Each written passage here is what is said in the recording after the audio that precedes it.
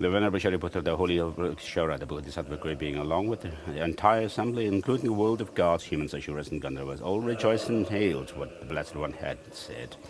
And this is a salutation verse composed by Rahula, the son of the Buddha, in praise of the perfection of wisdom, the mother of all the Buddhas of the three times, which is ineffable, inexpressible, and beyond conception, and unborn, unceasing, and the nature of space. And then we have the salutation verses from Abhisamaya Alamkara by Maitreya.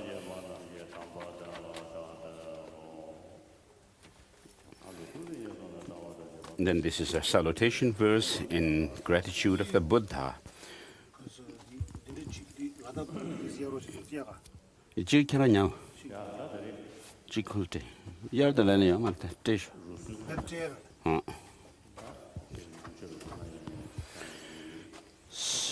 So people from Russia who take interest in Buddhism have gathered here and with the rest of us. And so with regard to the teaching in which you are interested, the teaching of Buddhism, we are going to continue with the teaching that we had started last year, which is the Bodhisattva Charya Avatara.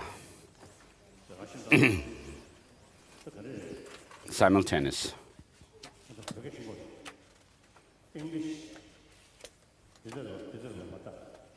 From English to Russian or Tibetan directly.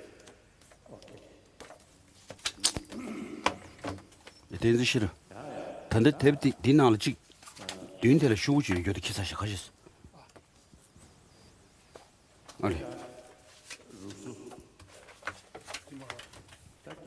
언제.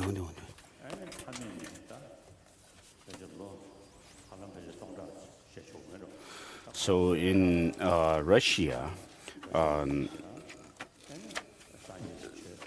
for many centuries, you have been there are people who were following as their traditional religion that of Buddhism, such as the people from Tuva, in Tuva, Buryatia, Kalmyk.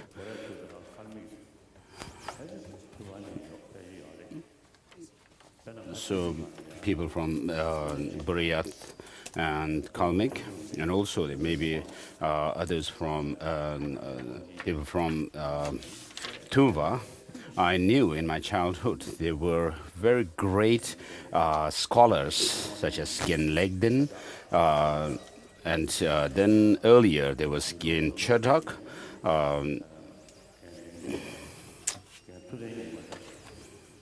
And then Gentumde Nyima, and also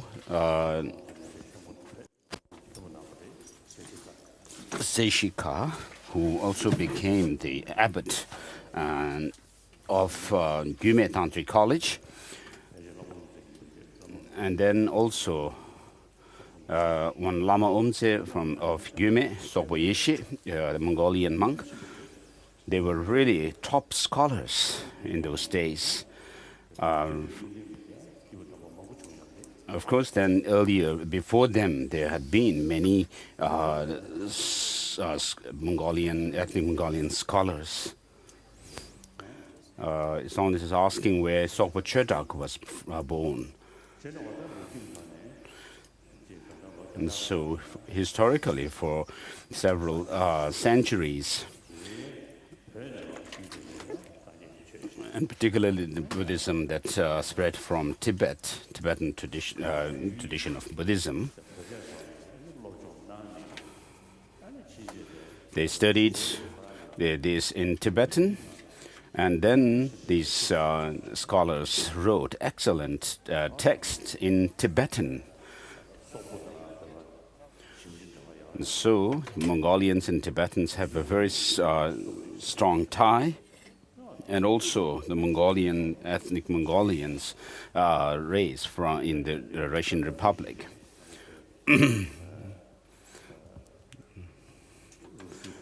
And so since many years we have had the traditional Buddhists have been having this kind of Dharma discourse from me. So this is the 6th time.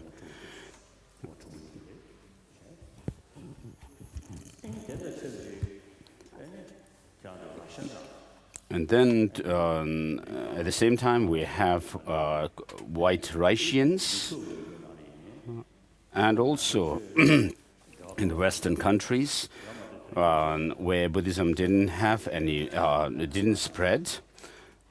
People were not connected to Buddhism traditionally, but today they are taking interest in Buddhism. For example, scientists, although they do not believe, have any religious belief, but when it comes to psychology that is taught and that is found in Buddhism, they find it relevant. And because there is a connection here, because if your mind is disciplined, controlled, then there is happiness. And if it's uncontrolled, undisciplined, then there is suffering. And so we can see in the world that this is the case. And so in the world, if the people who are liked and admired around the world are those who practice love and compassion. And that is the factor for a peaceful mind. And since unruly mind brings unhappiness, suffering, and calm mind brings happiness, and therefore what we need to do is to engage in practices which lead us out of suffering and brings us happiness. And therefore, in Buddhism, mind is the crux on which is dependent whether you become undisciplined or disciplined. So to discipline the mind, to control the mind and subdue the mind, you can't do this by taking drugs or injections or like robots, turning yourself like robots, and also going through a surgery and taking out some part of the brain which gives rise to lots of unwanted thoughts and conceptions. So this, of course, is not possible. So the mind itself is that factor which actually makes our mind undisciplined. And so what we need to do is this mind that we have, which is ordinary at this stage, has to be changed and transformed. And then we need to see the omniscient state of Buddhahood. And that factor also must come from the mind itself. And with that factor, we need to progress along the path, as it is mentioned in the Heart Sutra mantra, Tatyatha gate gate paragate, going perfectly beyond, and Bodhi Swaha. And so what is needed to be tamed is the mind. And what tames the mind is the mind itself. And therefore, the highest state of the tamed mind is that of the ultimate resultant goal of Buddhahood. And therefore, in Buddhism, there is so much explanation of mind and mental factors. And in the Indian classical traditions, there is practice of developing shamatha, the single-pointed calm abiding meditation, and also analytical meditation of Vipassana, which have to do with transforming the mind. And particularly in Buddhism and Buddhist philosophy,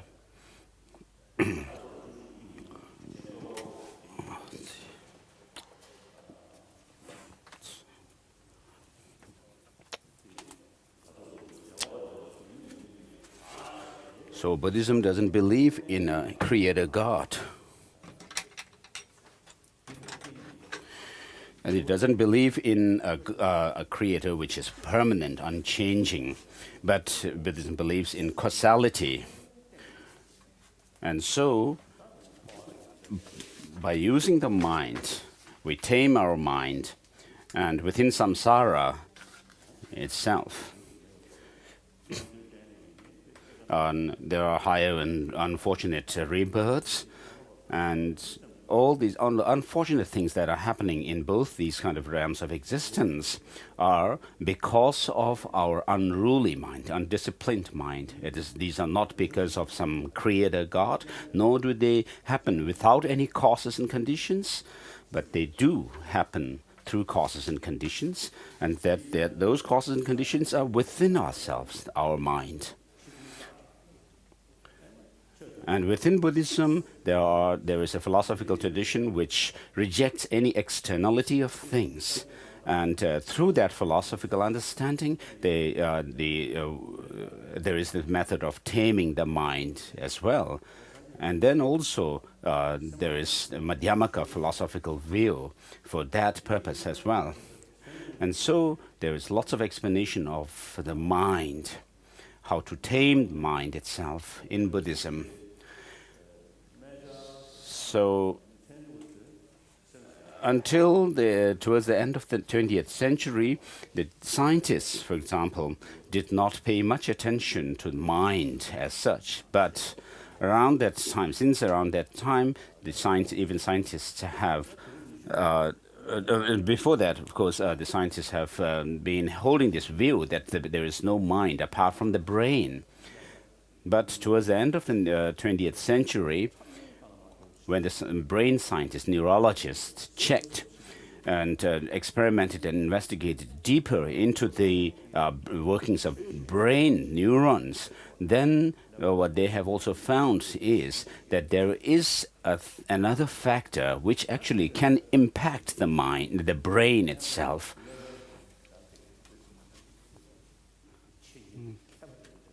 And so the neuroscientists who are experts on brain say that through training of mind, we can actually cause neural plasticity. Neural plasticity.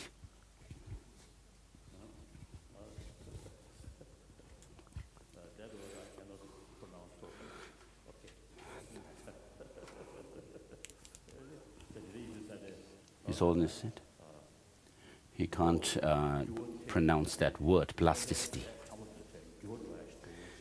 And so this is what scientists find today, the neurologists.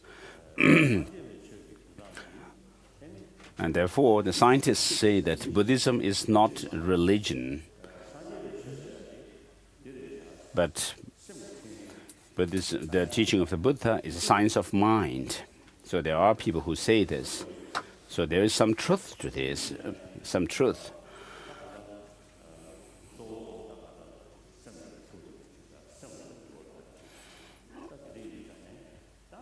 And so mainly what Buddhism is concerned with is transforming our mind. So of course there are theistic religions which believe in a creator God, which are really good because they help many people. Over 1 billion people are Christians, and over 1 billion people are Muslims, and then there are many Hindus and other religious people of other religious traditions within the theistic religious tradition. So they believe that everything is created by God is really proving beneficial to so many people, which is our own empirical experience. We cannot deny that. But these theistic religions mainly focus or emphasize on faith to make inner transformation. But they do not have the practice of training the mind. So, but Buddhism deals with training the mind.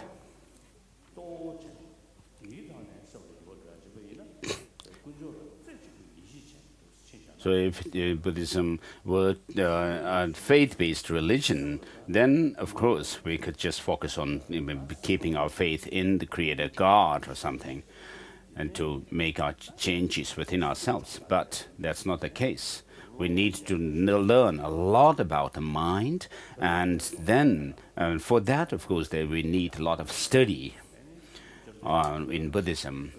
And therefore, we have, regarding the translation of Buddha's words into Tibetan, we have about 100 volumes in Tibetan Pecha scripture, and also with regards to the commentarial treatises written by Indian masters, such as the 17 Nalanda masters. In the Tengyur collection, which comprise over 120 volumes, and so together with the Kanjur, we have over 200 volumes. No, 300 volumes, 220 plus in Tengyur.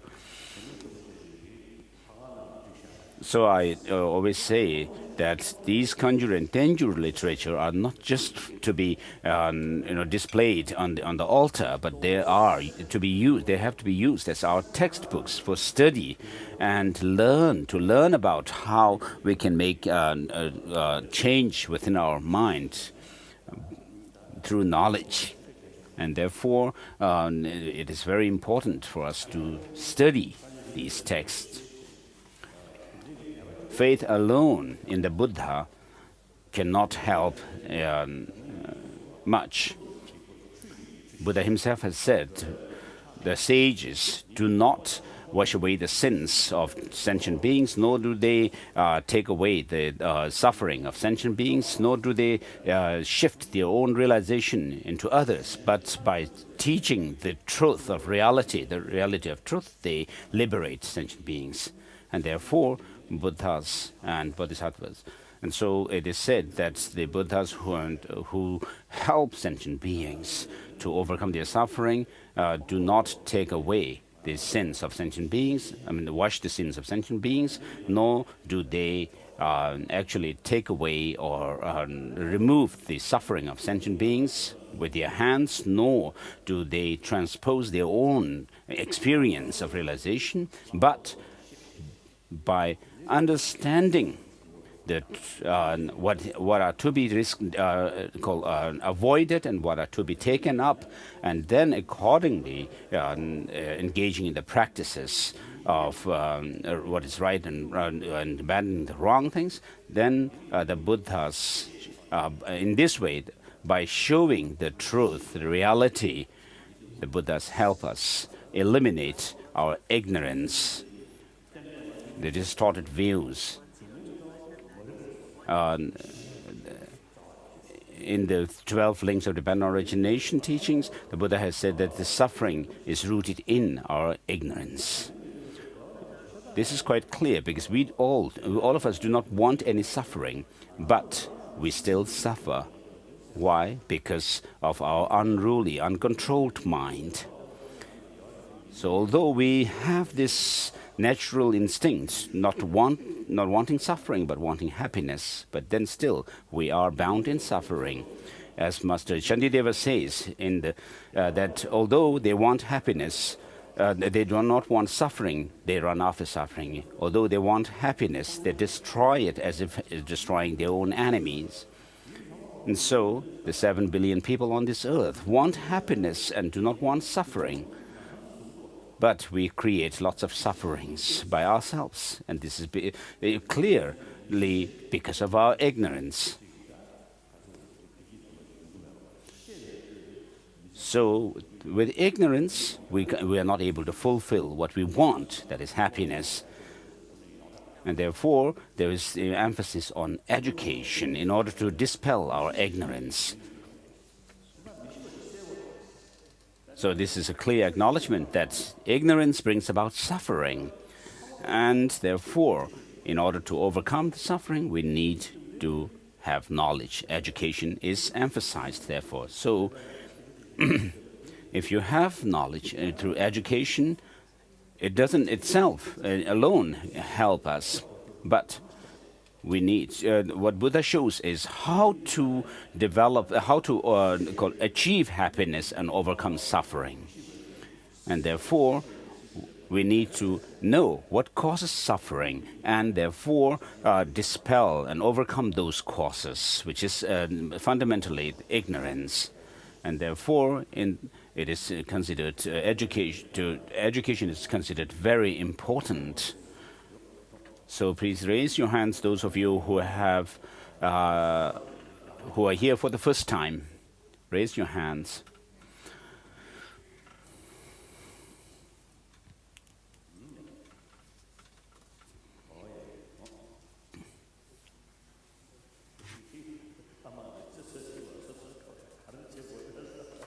There was a lady who wasn't sure what to actually do. And so many of you are new. So usually when I give this kind of Dharma discourse, first I give an introduction to Buddhism. I consider it important to do this. And so since many of you are new today, I would like to do that. So with regard to Buddhism, in the world, maybe I should say it like this. In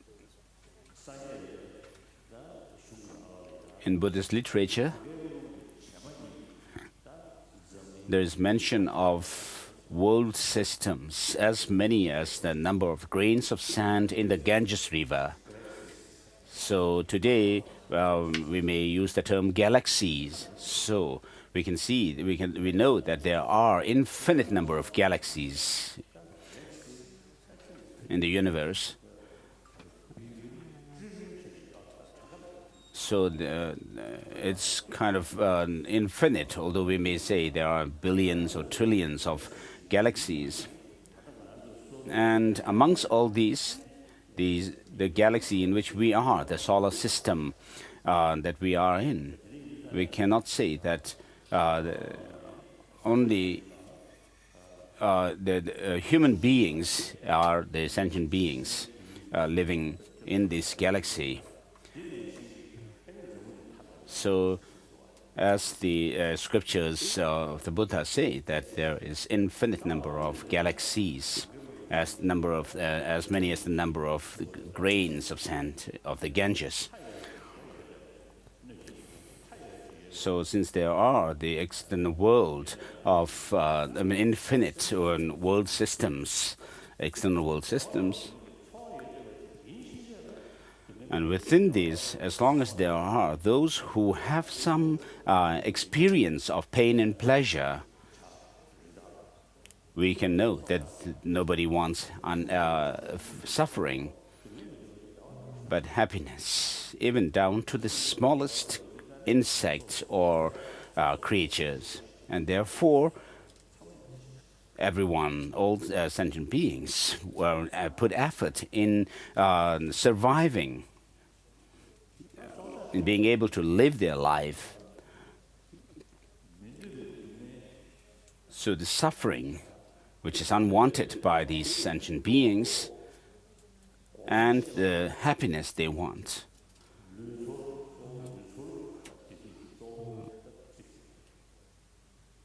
So many people consider the physical, sensorial experiences of pain and pleasure with regard to animals. They are mainly carried away by the sensorial experiences of pain and pleasure, and or try to overcome that level of experience of pain to overcome it. So they can't use their mind much.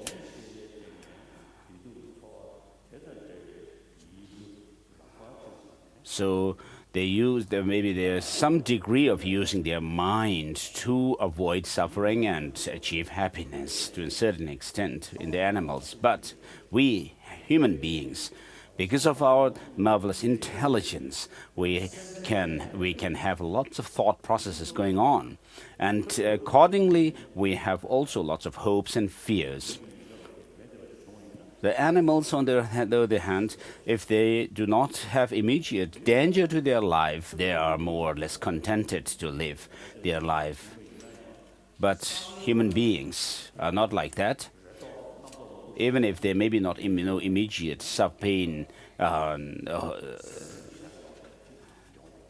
but in our mind we cause ourselves lots of problems and worries. So human experience of pain and pleasure is much related to our mind, the mental consciousness. So we can say that lots of problems in the world are caused by human beings, whereas the animals. So if we live like animals without having too much to bother about our what goes on in our mind like animals, then maybe we would have less problems and troubles in the world. But because of our intelligence, we can expand our wants, and the greater we have the sense of possession of things, then there's greater amount of attachment and anger arising in us, and therefore we have this conflict called wars and battles. Of course, animals too, the monkeys and apes also do fight amongst clans, their own kind of groups of clans. But human beings can actually mobilize tens of thousands or hundreds of thousands together and fight with each other, the groups. And so this is due to our intelligence, this brain that we have. So in human history, for thousands of years, we have been fighting amongst each other.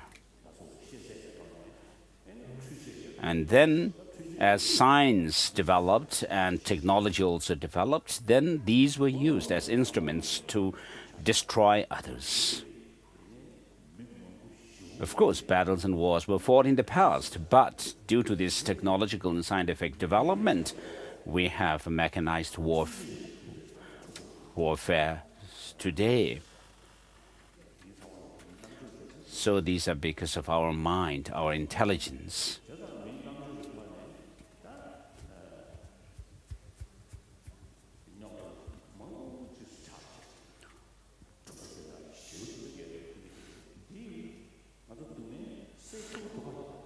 And so are we able to solve our problems through this kind of warfare? So far, there were during the last two the world wars, over 200 million people were said to have been killed. So today, at this moment, here we are peaceful. We are experiencing peace and calm. But at the very same time, there are places like Syria, Iraq, and Nigeria, and many other places. At this very time, there are lots of people who live in anxiety and killing each other.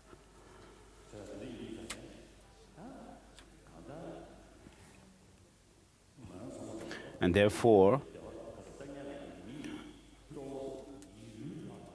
so as humans, by using our mind, we actually produce lots of thought processes within ourselves and cause ourselves problems.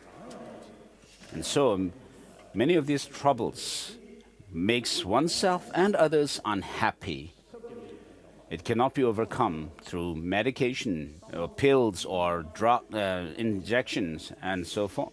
But what we need to do is use this human intelligence properly, correctly, and see the pros and cons of the long-term benefit or disadvantage, not just looking at narrowly at the short-term benefit like animals. So this we as human beings can do, not animals. And so if we can do this, then we would be happy ourselves as individuals, and our others would be happy. and it would be beneficial in the short term as well as long term. So I usually say that there are 7 billion people on this earth today.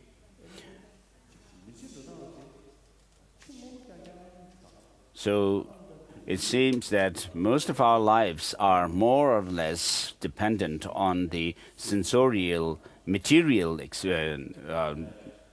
experiences, such as seeing beautiful sights or beautiful, interesting music or fragrant smell, or it takes good taste and also texture, including sex. So most of us are after these sensorial experiences. But most people do not think about bringing about calmness and within the mind by using our mind. So this is one factor, because this is happening, is because of the existing education system, which are oriented towards the material gains, material experience of pain, pleasure. And so people grown up in such an atmosphere are bound to think in that way, in that fashion. And therefore the whole society is living in a materialistic culture, materialistic way of life. So this is our situation today, and therefore today, even from amongst the scientists, there are some who say that there is something which is separate from the brain, called a mind. It seems they say it seems that there is something which is separate from the brain, and therefore in education, we give education of psychology and also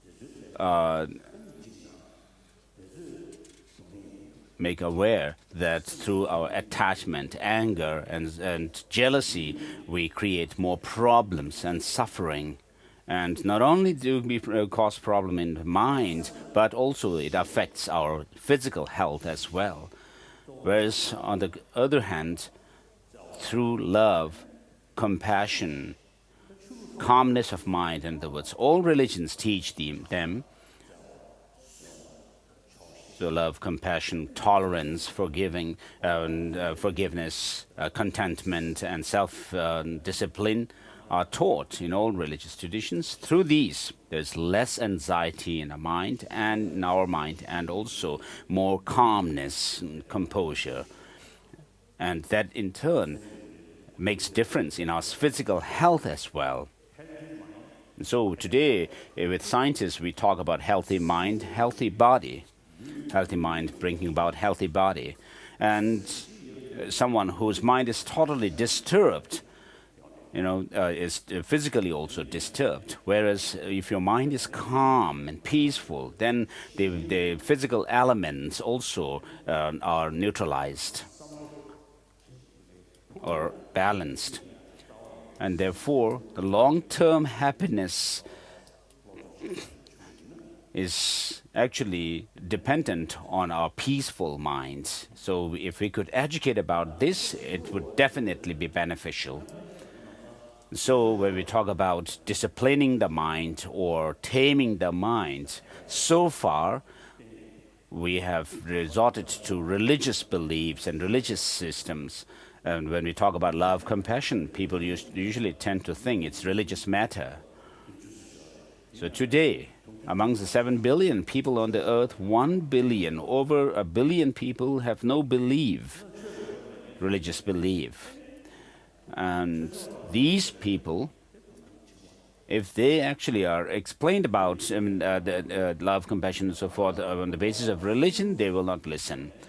But since 3,000 years or so, there has been in India secular ethics. The practice of secular ethics, which doesn't necessarily touch religion, but talk about giving advice and instructions. But in the West, the term secular or secularism has to do with distancing oneself from religion. The term itself has that kind of connotation. Whereas in India, it's not distancing from. Secularism has not to do with distancing from religion, but respecting all religions.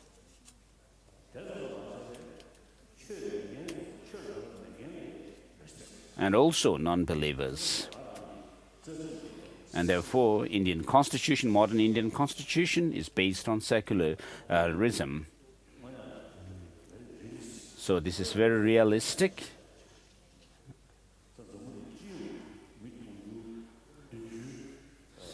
So it can cover the 7 billion people. If we can use secularism as a means to promote love and compassion, which is possible and it must be done as well, then if we could do that, then even non-believers, as part of their education, using it as their part of education, they would individually be happy, and their family would be happy, their society and community and the whole global world at large will have happiness. So in this way, we can make change in the world. So not only that, even amongst the believers, saying, I'm Christian, I'm Muslim, I'm Buddhist, and I'm Hindu, or there are people, many people who are undisciplined in their mind. So because of their unruly minds, they even use the religion to create more problems. For example, in Iraq, in Syria, today, we have people who believe in Allah, but within that group, there are people who fight, saying they're Sunnis, between Sunnis and Shiites. They're supposed to have religious belief, but their religious belief is used as a means to vent anger to each other. And even amongst the Buddhists, and for example in Burma, there are some Buddhists who actually use this Buddhism to create more problems for Muslims. And then in Northern Ireland, there are the conflict between the division, this religious belief is between the Protestants and Catholics is used to distance or divide the two groups. So if you believe in love and compassion sincerely, then you will not use your religion to cause problems.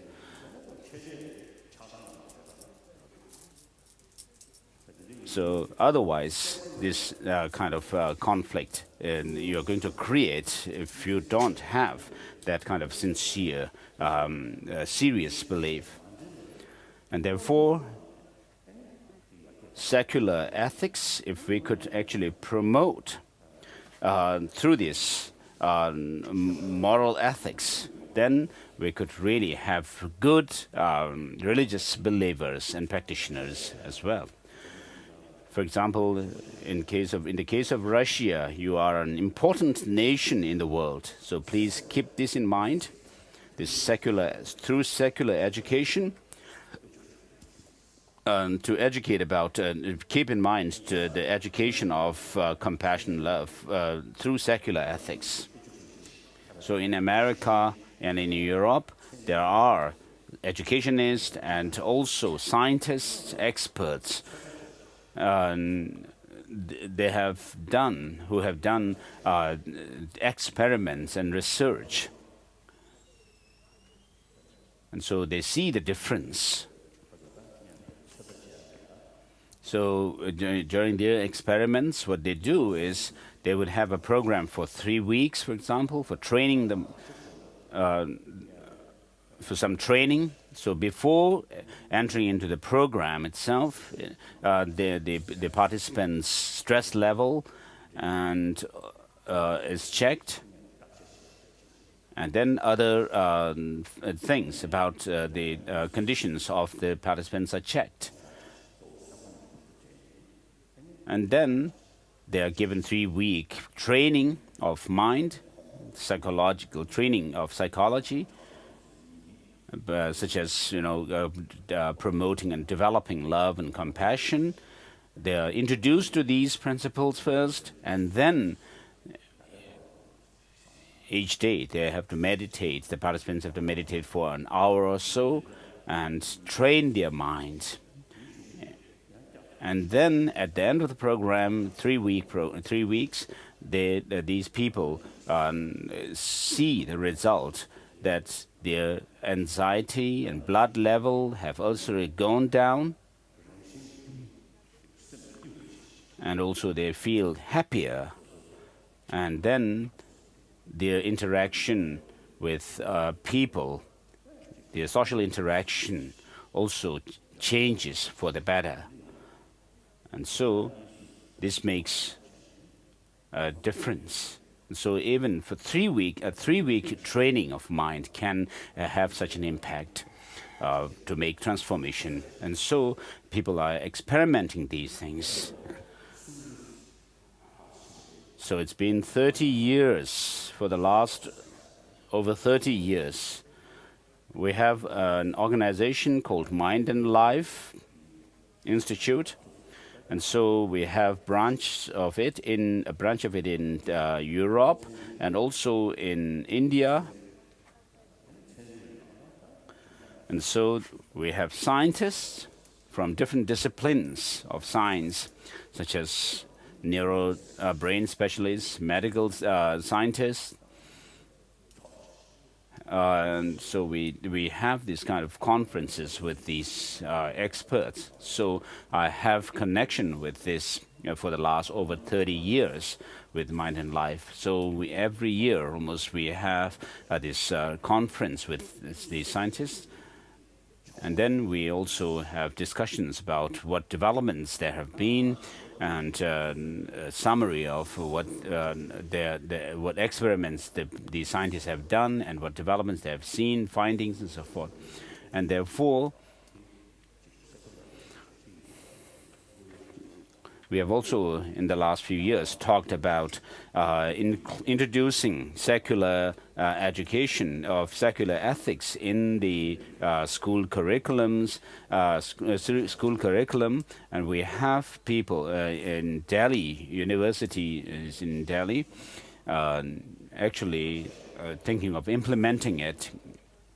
And so it would be good for the Russians in your country to actually do this kind of experiment, introducing secular ethics, teaching of secular ethics in your school. Of course, you can't just go nationwide all of a sudden, but if you could just experiment from as kind of a pilot project kind of a level, then you can check what benefits you find of this kind of education and spend time, of course. If you find it not beneficial, then maybe you can forget.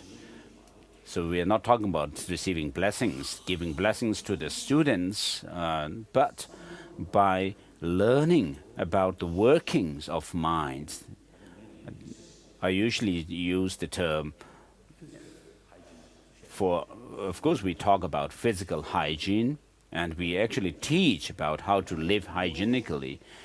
And then, similarly, we can also talk about mental hygiene of mind. So by actually giving some education for this, if we could first experiment it in one school, if we could use this experiment or experiment on few students in a school, and then if you find it beneficial, then you can expand it to another school, 10, and then 100, and so forth. So we are here talking about the whole humanity, not about one nationality or one country, nor are we talking about believers, whether people are believers or non-believers, but all 7 billion people want happiness and not suffering. And therefore, if we could actually serve humanity, then it would be good.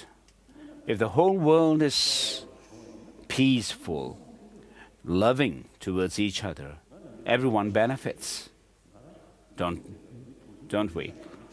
So I always say that I always think that I am one of the 7 billion people on this earth, and I do not think that I am a Buddhist or the Dalai Lama.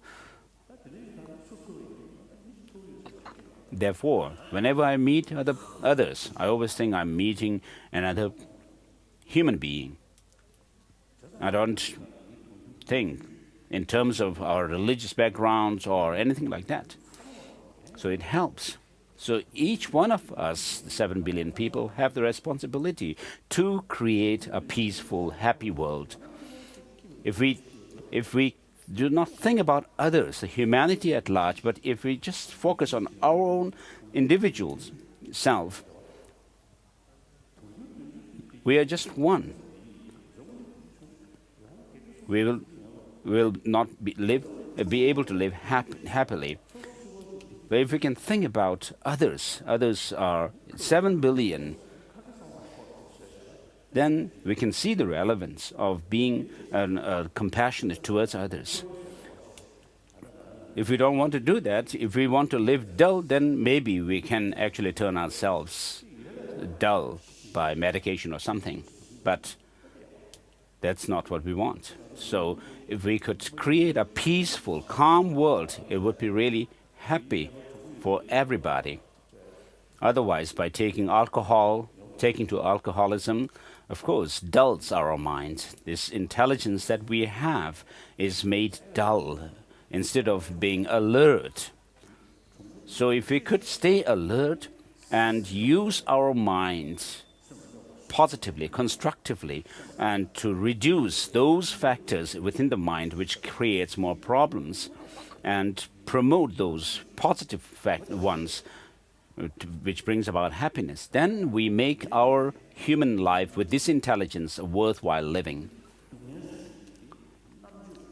So those mental factors, mental experiences which cause suffering to human beings, if we could reduce them, and also if we could increase those positive, constructive mental factors, mental experiences for the humanity at large, then, as we talk about world peace everywhere, just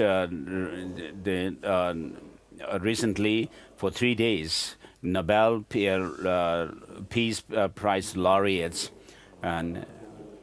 had this meeting, which was convened by the Secretariat of the Nobel laureates, and founded by Nobel President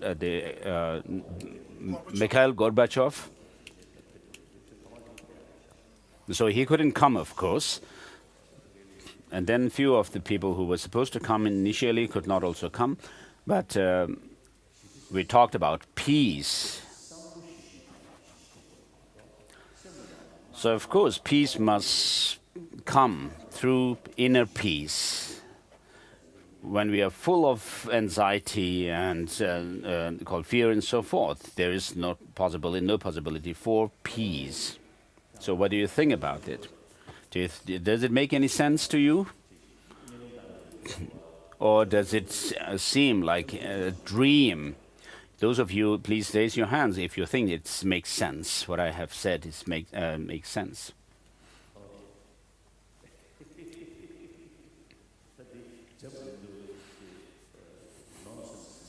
If there is anybody who thinks what I said is nonsense, please raise your hands.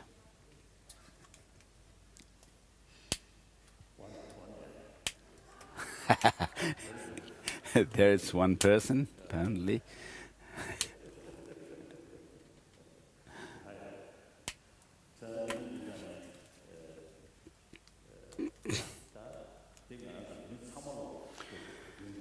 So it is the responsibility of everyone, all human beings, and particularly as practitioners of Buddhism, our our daily prayer is, may all sentient beings have happiness in the cause of happiness. May all sentient beings be free from suffering its causes.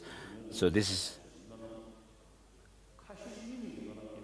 if you really sincerely make this kind of prayer, then you have to do something.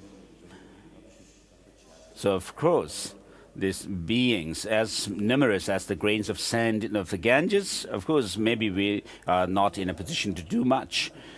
But in this world, on this earth, the 7 billion people, if each of the 7 billion people could be more compassionate and loving, then there is less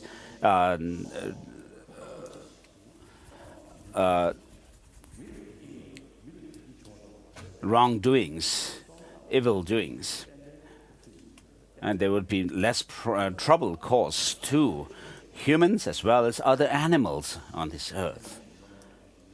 And so if you do pray, if you do this prayer of the four immeasurables, then we have to do something. Whereas we have something to do, we can do something. If we don't do anything, then it's just like lying. So you pray for sentient beings to be happy and not to have suffering, but if you don't do anything, it's really lie. While we may say we are actually follow the Buddha's words, but if we don't practice these, then of course we are actually deceiving the Buddha. So we have to be serious and honest about what we profess to be doing. So if you practice religion, then you have to consider it important to be practical about what the teaching tells us. And so, for the whole humanity at large, the 7 billion people, if we talk about them, then we should promote a compassionate compassion through secular ethics. And so it cannot be done on the government level, but we can do it on individual levels. And then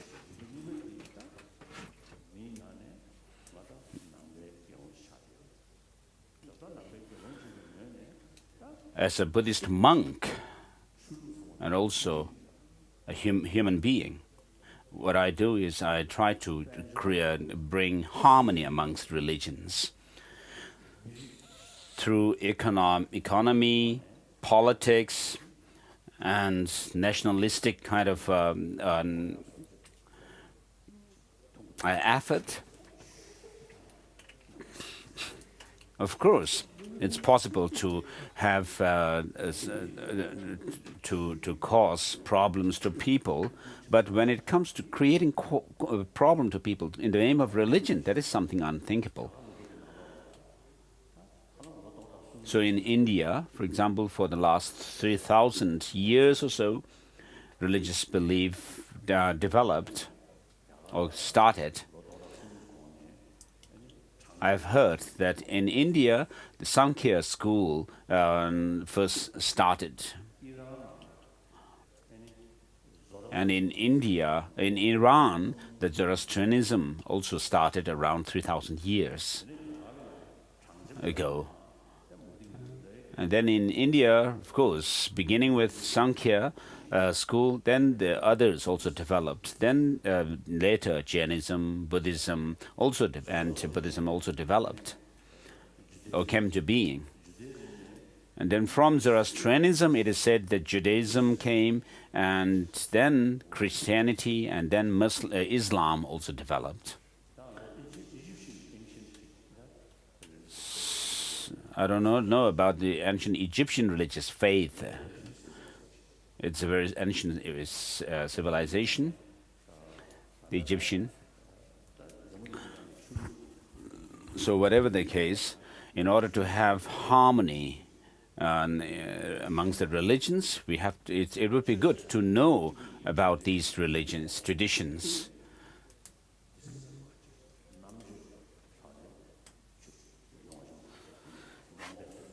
So if we say that all religions are good and therefore we must have religious harmony, it would be saying so out of blind faith.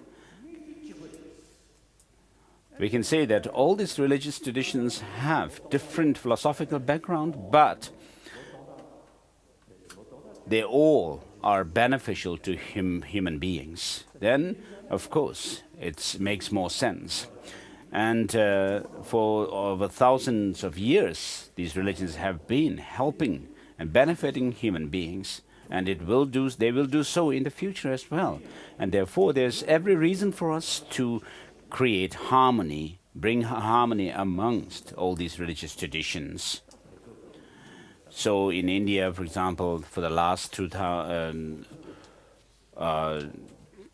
years, 3,000 years, of course, there have been the traditional homegrown religions, and for the last 1,000 years, there have been the Iranian, Persian, Zoroastrianism came into India. There are about maybe 100,000 followers of this religion, and most of them live in Mumbai. And so there's nobody who actually caused trouble to them. And there's nobody from amongst them creating problems for others. And also, Judaism, Christianity, Islam also came into India. And later on, Sikhism also developed although it developed very late. And it emphasizes very much for religious harmony. For example, Guru Nanak himself was said to have paid a pilgrimage to Mecca. So India is a country where all these major religious traditions of the world exist. Of course, it's understandable that in this huge country with so much big population, there is going to be people who create trouble. But on the whole, all the religious traditions of the world live in this world harmoniously, peacefully, together. And so India is a big country. There is over 1 billion people, a population in this country. And within this, if we can see religious harmony in India, it is possible also for the world to have this. His Holiness is asking to bring the book of the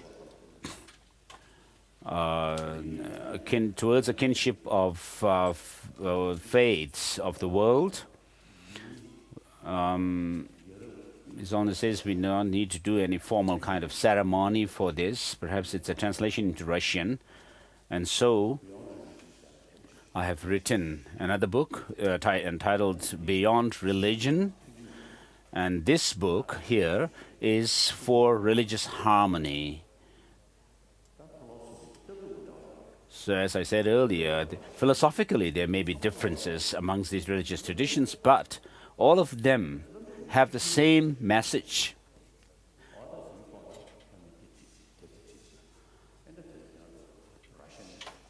And so this, towards the kinship of faiths, is translated into Russian now, and I would like to thank you.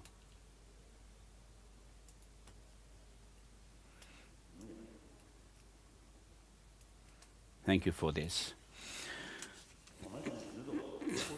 So, do many people take interest in it?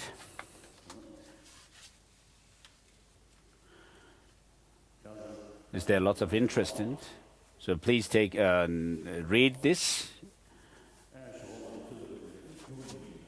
Because later on, when we meet again, I will actually take an examination from you. give you a test. So Russia is an important part of the world because you have both it's a mix of Asia and Europe. Usually people say that Istanbul is also a mix of Asia and Europe. And so similarly, Russia, half of it is in Asia and other half in Europe. So if you could take interest in reading this kind of book, it would be good, beneficial. So please do so. And so bringing about harmony amongst the religious traditions, by using our intelligence, it is important for us to understand these religious traditions. So if we could actually, if we divide these religions into groups, we can have a theistic group which believes in the creator God, and the other group, another group which is non-theistic.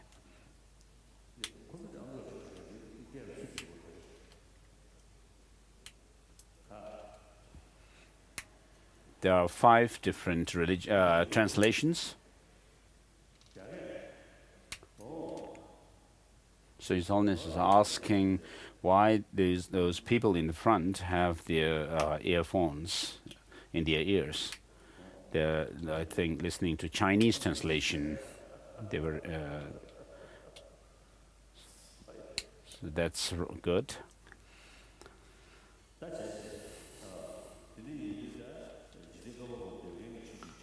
So that we have the theistic and the non-theistic religious traditions. So those of the theistic religions include Zoroastrianism and so forth, as I mentioned earlier. And then the non-theistic group has non-theistic Sankhya school. I'm not sure whether the theistic one or the non-theistic one of the Sankhya school came first. Perhaps it was the theistic ones who actually came first. As in our human history, we can see people believing in some kind of a higher power to protect them. So for a child, it is quite natural when they face some danger, they immediately call out their mother. In Tibetan, for example, we say "Ama," calling out our mother. And so when people when they faced dangers, they may have turned towards some higher power, like God. And then, as this idea kind of developed further, then people came up with the idea of a creator God. And all of us, our pains and pleasures are in the hands of the God. And so there is, and then people may have said that, the God is in itself an embodiment of love and compassion. And so it helps to bring some calm in the mind. Whereas in the non-theistic Sankhya school, they say there's no creator God as such, but they enumerate 25 different elements. And so of these, the primal force or the primal factor, Prakriti, or is said to be the source of everything. The rest of the things.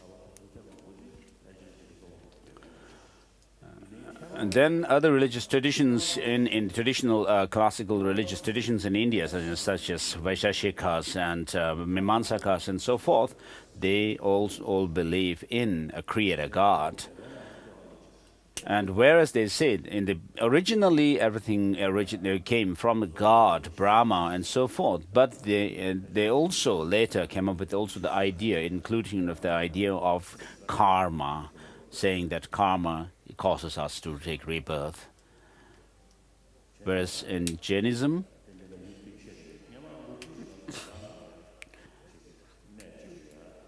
as one time when there was an interfaith meeting in India, somewhere in India, in Amritsar, there were many scholars from different religious traditions, and there was a Sufi scholar. He said, all the religious traditions answer 3 questions. And these 3 questions are, first, what is self? The second one is whether this has beginning. And the third is whether it has an end. So regarding the first question, what is self? Buddhism says that there is no Atman or an independent self apart from the body and the mind constituents. A self is designated on the basis of the body and the mind. Except Buddhism, the rest of the religious traditions assert an Atman or soul theory, saying that there is a self which is apart from the body and the mind. Because they say that there must be a self which goes from this life to either heaven or hell. And since this body does not go into hell or heaven, therefore they came up with the idea that there is a self or soul which is separate from this psychophysical aggregate. And in Buddhism, it is said that just as a chariot is designated on the basis of its parts, likewise a person is designated on the basis of psychophysical aggregates. And so Buddhism rejects an independent self, whereas other religious traditions believe in it. So Buddhism says there is no beginning to the self, and also Sankhya, non-theistic Sankhya says it, and also Jainism. The rest of the religious traditions believe that self came into existence the moment God created it. And non-theistic Sankhya says there's no end to the self. They say that when a person recognizes that everything, all these experiences in the world are the creation of this prakriti, this original cause, they say that the self also dissolves into this prakriti, and therefore there's no end to it, the self.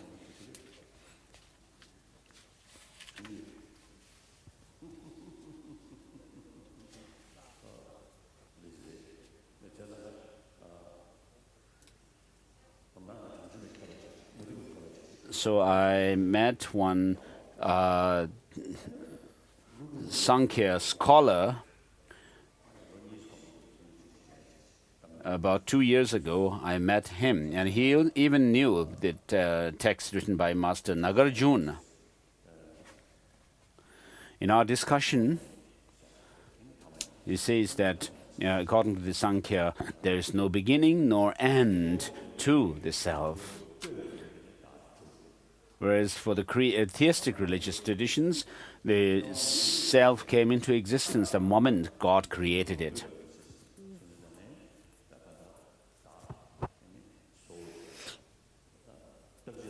And those theistic religious traditions, which also believe in a reincarnation based on the karma, theory of karma, for them also there is ultimately there's beginning to the self, because it's originally created by Brahma or whatever factor.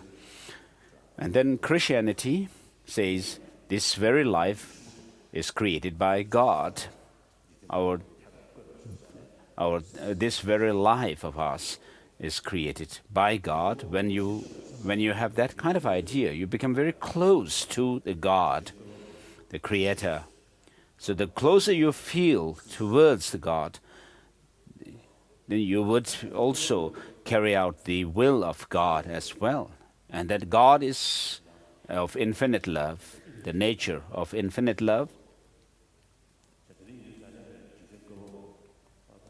So such a God, the Creator, because He or that created us, therefore it is said that we also have a spark of God or a spark of love. For example, we talk about genes of the parents passing to their children. Likewise, this infinite love, the God, also passes into us, and therefore we have spark of love. So this idea also is very beneficial, quite strong and powerful. So if you really sincerely practice, it is really beneficial.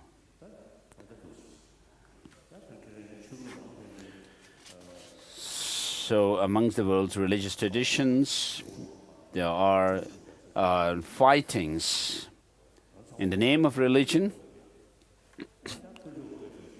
Of course, your enemies also were created by God. And if you have to kill a creation of God, then it's a problem, isn't it? So if you really sincerely believe in your God, the entire 7 billion people are creation of God. And so how can we actually go and kill them? So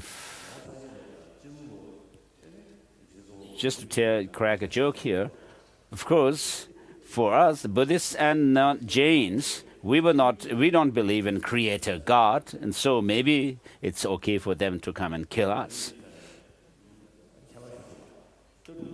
But we can see the difference in philosophical understanding. But the purpose of these different philosophical ideas are same: the practice of love, compassion, whether it's Christianity, Judaism, or Islam. Faith is considered utmost importance. So it is used as a means, the method to promote love and compassion. So by this, with the practice of love and compassion, to make ourselves a true believer in God or creation of God. Now, on the other hand, the theistic religious traditions believe in causality. What is said is that if you do good things to helping others, then as a consequence you'll have happiness. If you cause harm and have bear ill will towards others, tell lie and use harsh language towards others, and so forth, then it harms others. And therefore, as a consequence of that, you will also suffer. And therefore, harming others is considered bad, and helping others is considered positive. So, the practice of love and compassion comes into play here as well, just as it is the case with the theistic religions.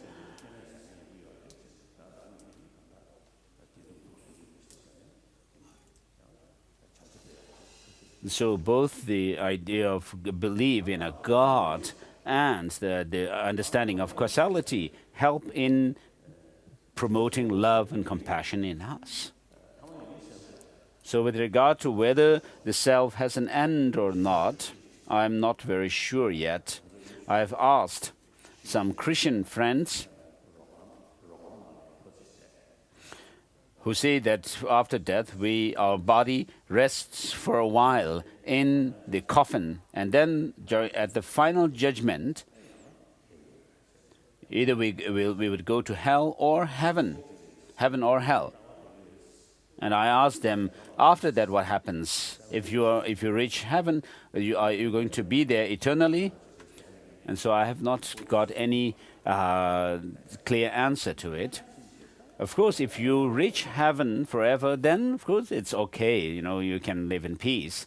But if you have to go to hell forever, then isn't that a problem? And so I don't know whether they say there's an end to the self or the soul. I met a Christian practitioner in Italy. So what the nature of God is and so forth. And he said, his response was that we do not do such analysis of it. We just keep our faith in God. And it seems that we, the Buddhists, are the most active in poking our nose into other people's business, others' business. So Nagarjuna and so forth of the Nalanda masters have actually investigated into the things. And Buddha himself has done that. Even the teaching of the Buddha, the words of the Buddha were checked and analyzed by these masters, Nagarjuna and so forth, whether they can be taken literally or whether there is they could be invalidated or undermined by reason and logic. And so if they are undermined by logic, if they go against logic and reason, then they say, oh, these teachings cannot be taken literally, and they interpret it otherwise. And so those of you who take interest in studying Tibetan Buddhism, you would find yourself to be quite actively poking your nose in the other's business. And therefore, as we are like this, then I usually ask people from the Zoroastrianism questions. As I said earlier, I learned these things, and also others. And so whenever I meet, I do this. And so this human intelligence that we have with this we have ability to actually investigate into things. So of course, if we don't use it, then that's it. But in Buddhism, we have the practice of Vipassana, this insight, extraordinary insight, which has to do with analysis of things, into the nature of things. So in Buddhist literature, and also Jainism, perhaps Jainism also, of course, I did not have opportunity to meet Jain scholars, to have very detailed kind of discussions. But in Buddhism, we say there is no end to. In Jainism, they say there is no end to the self. So in Buddhism, we have a certain sub-school within Vaibhashika who assert that the mind or consciousness come to a total, termination. And therefore, when that happens, the self also should perhaps end. Whereas Sautrantika school and above all say that our defilements in our mind are not in the very intrinsic nature of the mind itself. And it is said that these are temporary or adventitious, including the ignorance, and the rest of the negative emotions can be eliminated because there is a powerful counterforce to them. Whereas the very basic luminous and clear and luminous cognitive nature of the mind cannot be eliminated through some counterforce. Therefore, it stays on. Although the negative emotions and all these defilements can be eliminated, the mind, the basic mind, which is clarity and awareness, stays.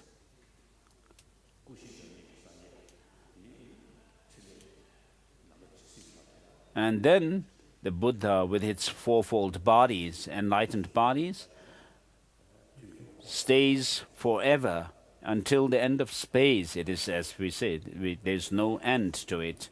And so this is how Buddhism presents the self, whether it has an end or not. So except for a few sub-schools within Buddhist philosophical schools, amongst the Buddhist philosophical schools, the rest of the philosophical schools do assert that there is no end to the self or person as such. And so you can see the difference in philosophy amongst all these religious traditions. But what is the purpose of these differences? This is the same. They have the same message of promoting love and compassion. And they say that for happiness we need love and compassion. So all religious traditions teach them. And so if we look from this point of view, all the major religious traditions of the world, I mean major religious traditions of the world, so of course there are the religious traditions which are like shamanism and worshipping some kind of a spirit and so forth. They are different. But although the rest of the major religious traditions have different philosophies, but they are all for promoting love and compassion. So why do we need all these philosophical views, different philosophical views? Even amongst the followers of the Buddha himself, because of the difference in mental dispositions, inclination, proclivity, and nature or character of people, there are all these different philosophical teachings of the Buddha himself in accordance with these disciples. So, of course, all these schools do believe in the fourfold seals of Buddhism, which says all composite phenomena are impermanent, all contaminated, defiled phenomena are in the nature of suffering, and there is no self, and nirvana is peace. So, of course, with regard to the teaching of selflessness, there are differences in degrees of the subtlety of selflessness. So we have Vaibhashikas, and then the Stautantikas, and also Chittamatras, and then Madhyamakas. And so within each of these four schools, we have subdivisions. And then within Madhyamaka, for example, we have Savattantrikas and the Prasangikas. And then we also have the four sets or classes of Tantra as well.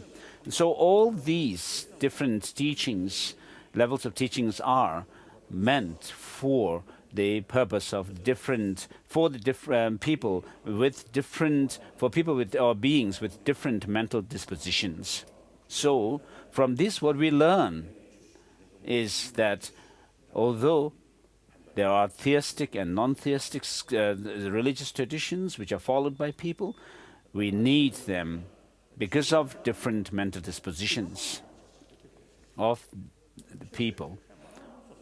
So, of course, whether you believe in a religion or not, it's up to you. But once you believe in a religious tradition, you have to be honest, sincere, and not have double dealing. So I always talk about these things everywhere I go. So this is an introduction to the teaching of the Buddha.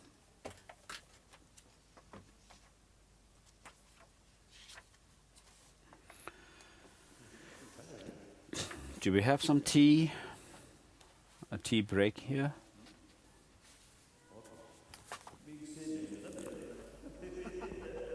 So somebody responded to His Holiness not particularly arranged, which means His Holiness said there is no tea.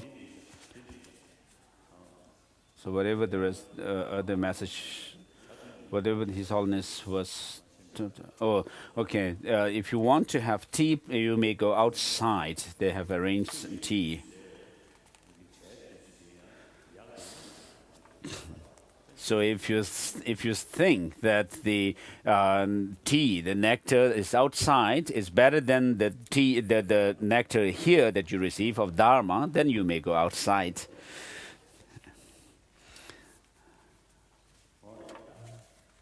It's a joke. So Buddhism started around 2,600 years ago. So with regard to the date when Buddha actually lived, for some within the Tibetan tradition, there are some who say that it's been over 3,000 years since the Buddha came, whereas in the Theravada tradition, it's said that it's been 2,600 years or so far. So in Kazakhstan or somewhere, they found some statues of Tara, goddess Tara, and they said that the carbon dating or something could actually indicate that it's been over 2,600 years. So the best answer to when the Buddha actually lived in the world could come from actually checking the date of some relics of the bone himself. So we could really perhaps tell the exact, more or less exact date of the Buddha's coming into the world.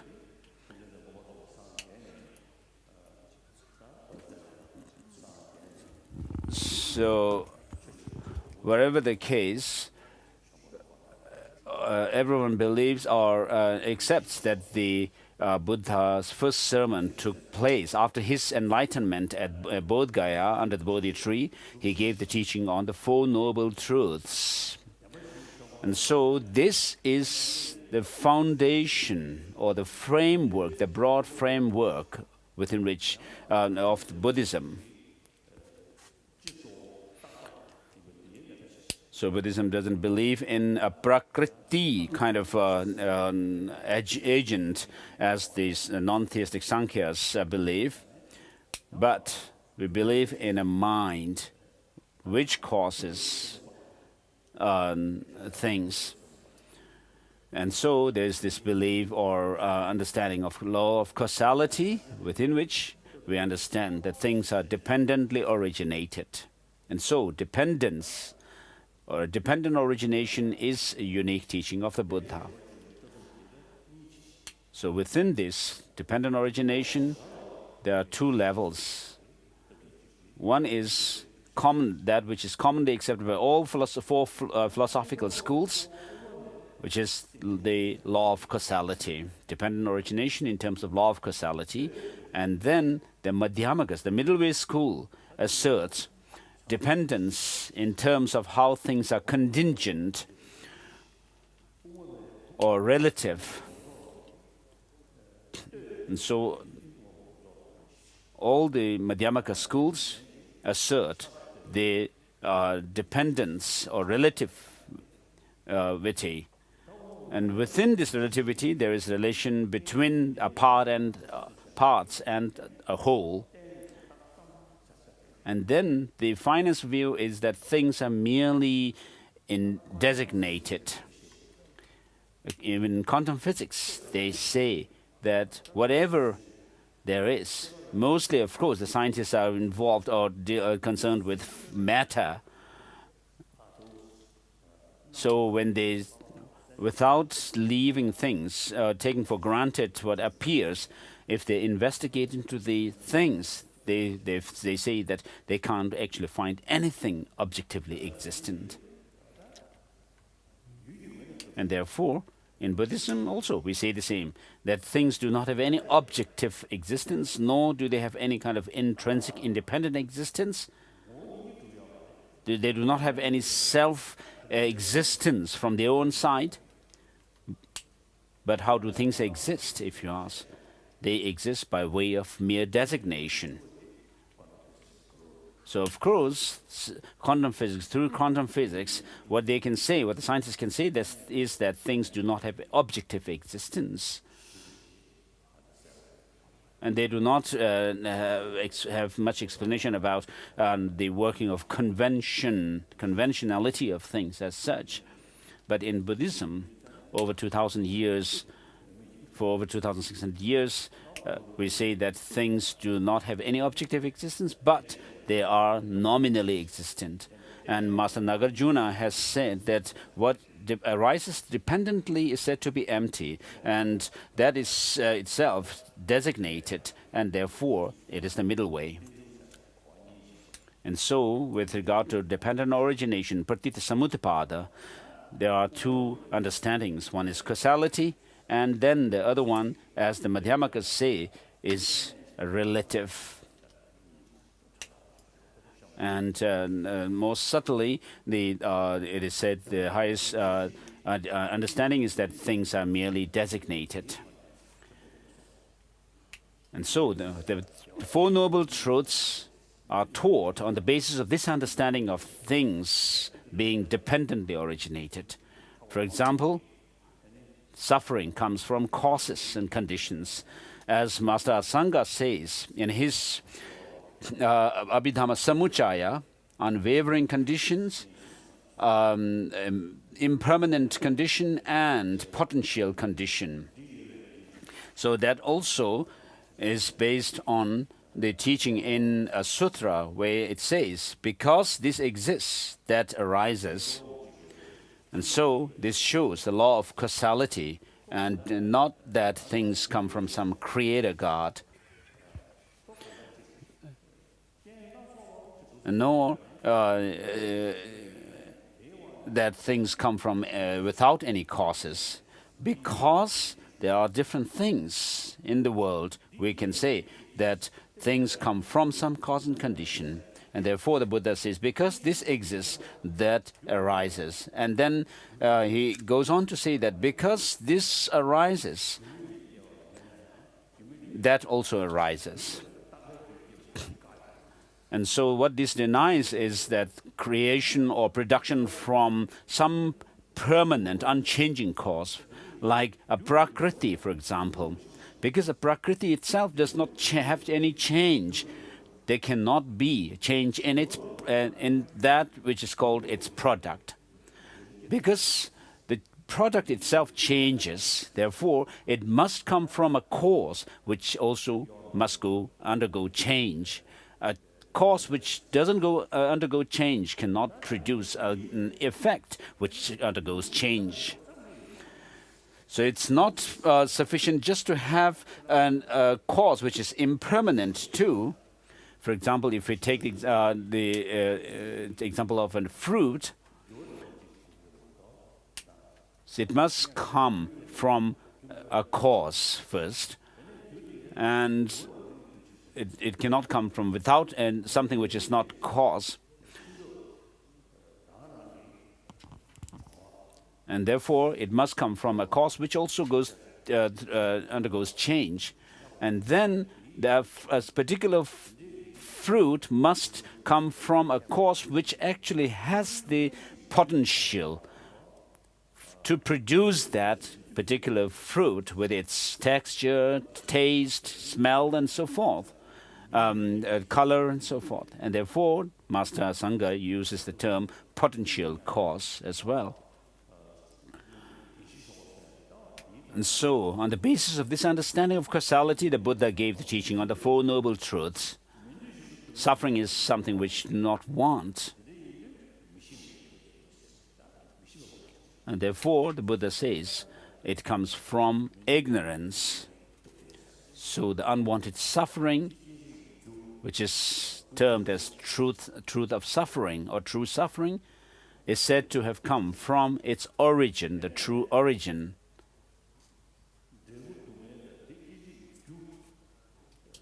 So this suffering, the result and its cause, the origin, when you actually eliminate it completely from your mind, I mean them from within your mind, then what you reach is cessation, attain cessation. And cessation must come about by developing the counterforce to the suffering and its cause. And so true cessation is the elimination of these negative factors. So whereas things which are products, of course, goes through changes, momentary change, whereas cessation, which is the mere elimination of the causes of suffering,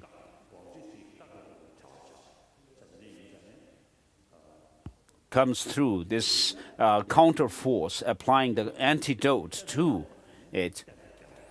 And therefore, it is a permanent peace. So when you eliminate the origin of suffering, what you reach is a lasting happiness or peace.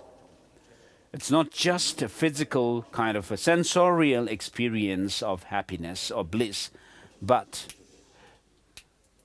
our goal is this cessation, the true cessation, which comes about through by applying the antidote to the origin of suffering.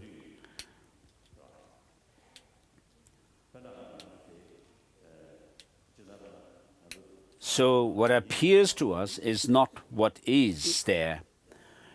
There is this gap between appearance and the reality. So last year we had teaching here. We would say, oh, this is the same hall that we had teaching last year. But if you think closely, what you will find is that each moment from the last year, this hall has undergone change, momentary change, the subtle change. Now today we gathered here around 9 o'clock, and if you go into the particles, the subtle subatomic particles of this hall, we can see that every second, every millisecond, it's changing. And so it's not the same hall since 9 o'clock when we gathered here.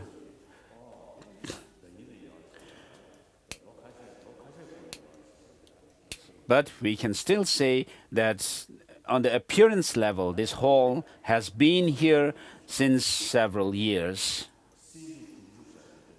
And then the explanation of how we engage, our mind engages with things through the principle of elimination or by mere appearance or the of the objects is very important to understand. So last year we saw this hall and we have a memory of it. So this conceptual mind actually engages with its object through the principle of elimination, whereas our sensory perceptions actually take on the aspect of the object, what is right here in front of it. But it doesn't think about the past. And therefore, sensorial perceptions engage with the objects in a positive manner, without any principle of elimination as such.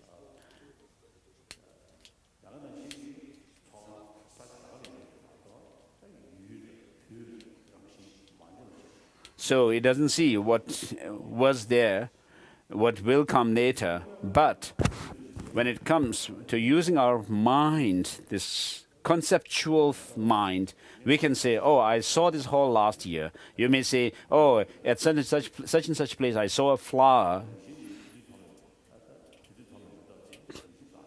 So of course, the flower, since you saw it, has actually, that flower has actually ceased.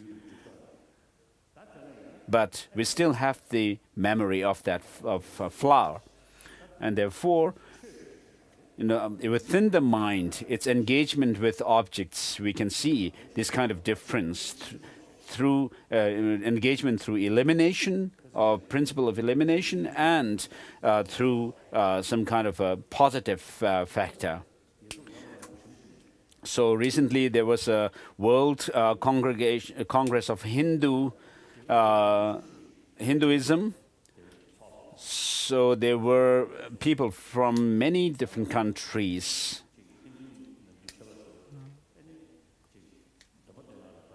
So I said at that meeting, I was invited.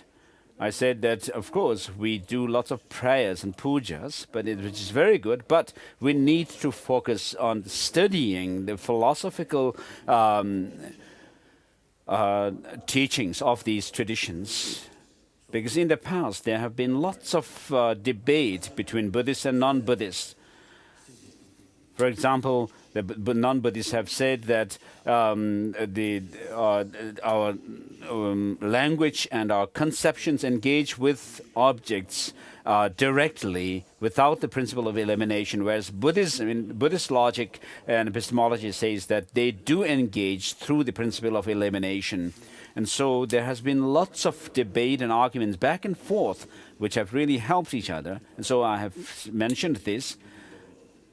So we, the Tibetans, do study these texts that were written by masters like Shantideva and so forth.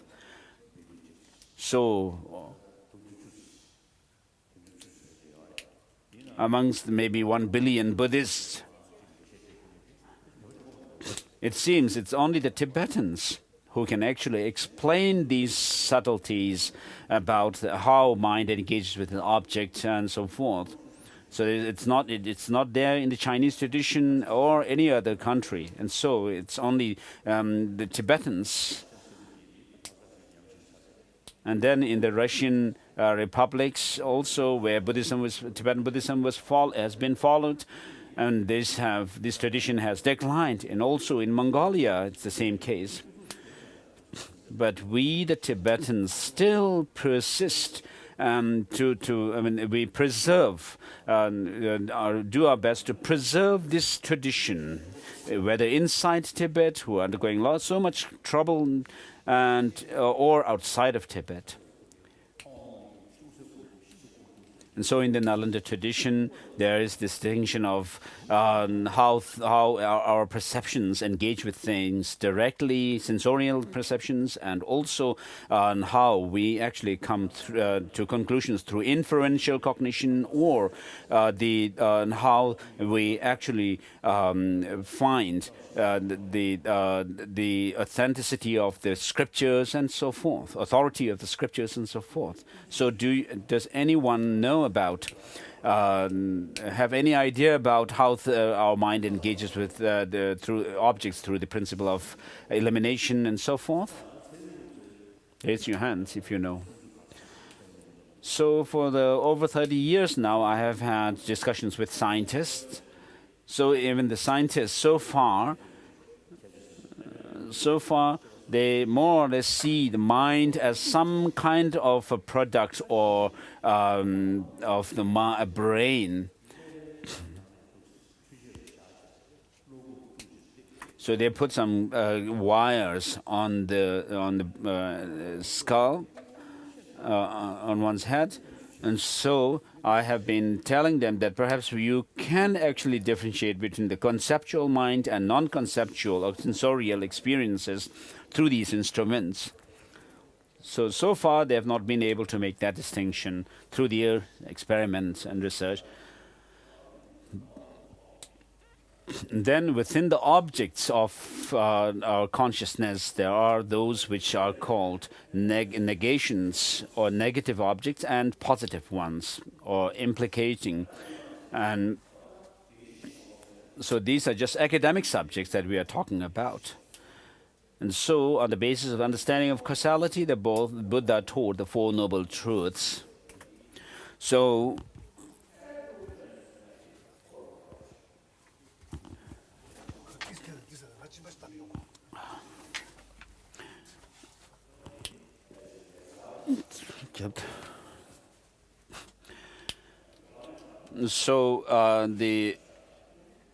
in the Sanskrit tradition, what is emphasized mostly is the teaching on the true cessation, as it is done in the Provisional Wisdom Sutras.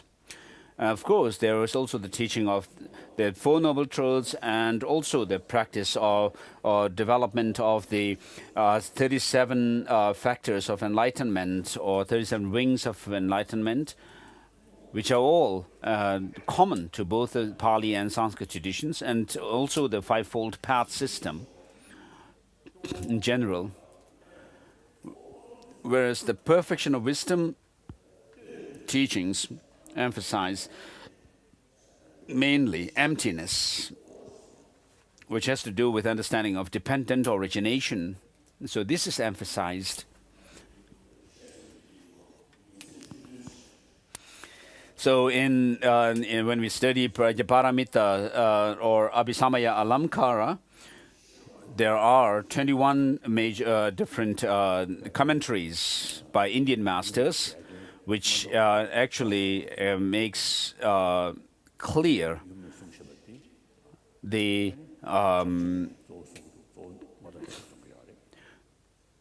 progression along the path, which is taught mostly in the 5 treatises of Maitreya, and mainly Abhisamaya Alankara, and then Nagarjuna's texts, such as Mula Madhyamaka Karika and so forth, explicates the teachings of the perfection of wisdom, the explicit content of the perfection of wisdom sutras. And then there is a third turning of the wheel of Dharma, which was taught in Vaishali. So the first turning of the wheel of the Dharma is on the Four Noble Truths, and then the second turning is called the teaching of things without characteristics, and then within the third turning of the wheel of Dharma there are 2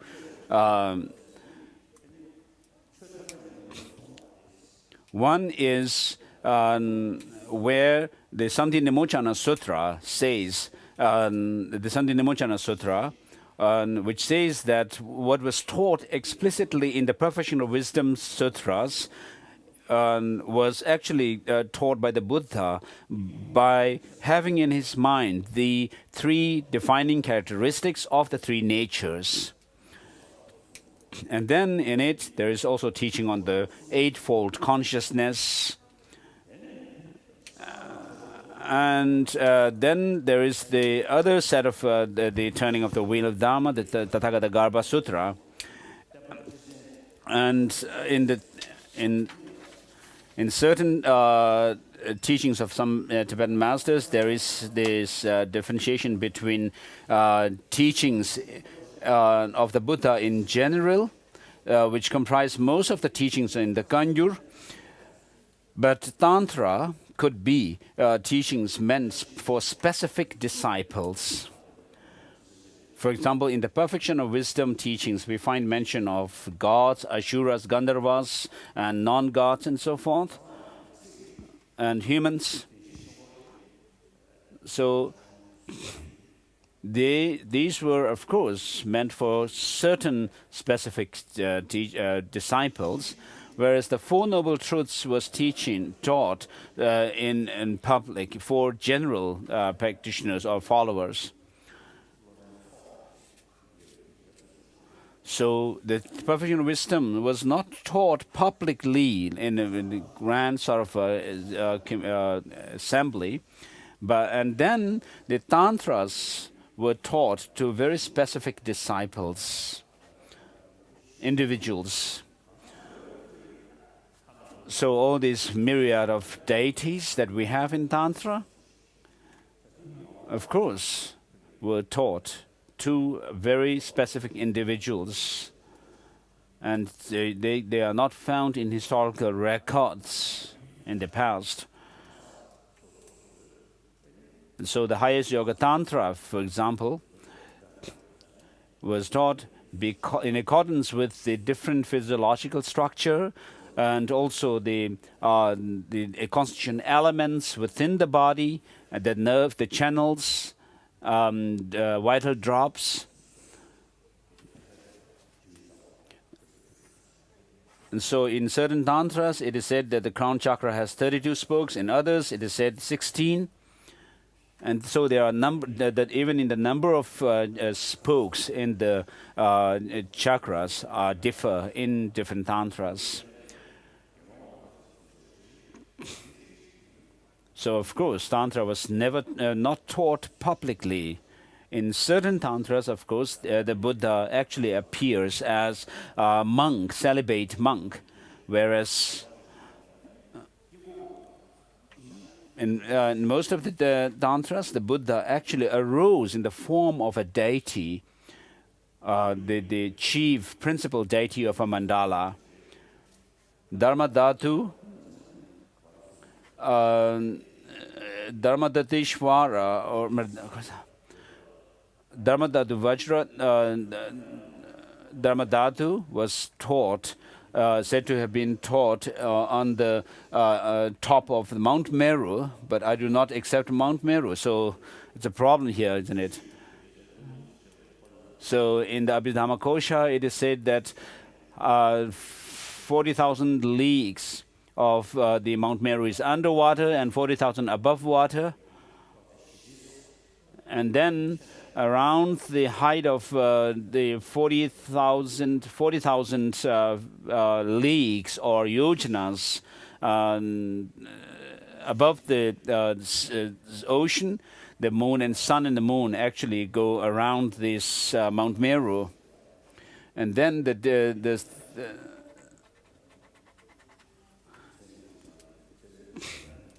with regard to the size of the moon and the sun, it is said that there's only difference of 1 yojana, which is quite unacceptable, isn't it? So if you tell this to a scientist, they would laugh at us. So in any case, one Nalanda master in the 5th or 6th century had said that the earth is actually round. And then he was objected by non-Buddhists in those days. And so I say it sometimes that perhaps I could be said to be the reincarnation of that Nalanda scholar.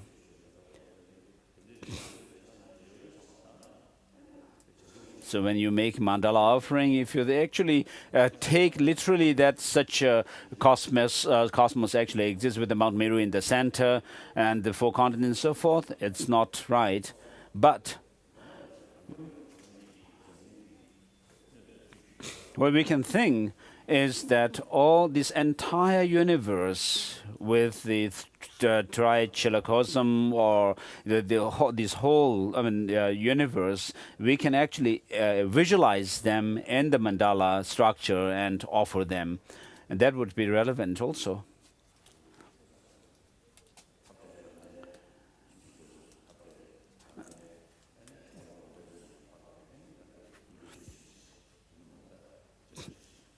So it is said that when we say Gadanhayama, the 100 deities of God, the Tushita, we usually say that at the level of the Mount Meru, on the top of Mount Meru is the ram of the 33, and then above is that godly ram, which is called free from conflict, and above that is said to be the Tushita heaven, and within the Tushita heaven there is this Gadan Yiga Chödzin. And so we imagine and visualize inviting Lama Tsongkhapa, Master Tsongkhapa, from that ram. And then it is also said that Chakrasamvara Tantra was taught at the top of the Mount Meru. So of course these are things that I mention as on the aside, but we need to actually know them.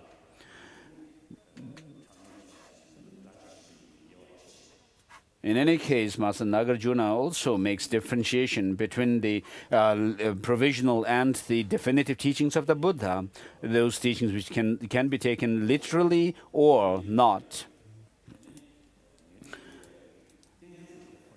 And then,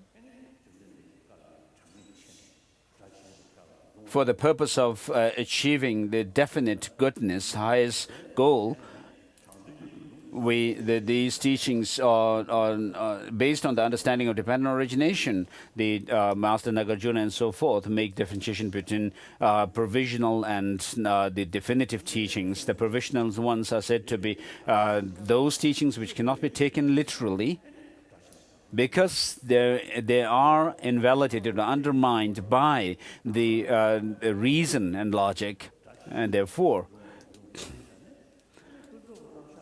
So if we actually talk about whether certain teachings can be taken literally or not, within the Buddha's own words, then of course those things which are easier for us to understand, whether there's Mount Meru or not, and we can actually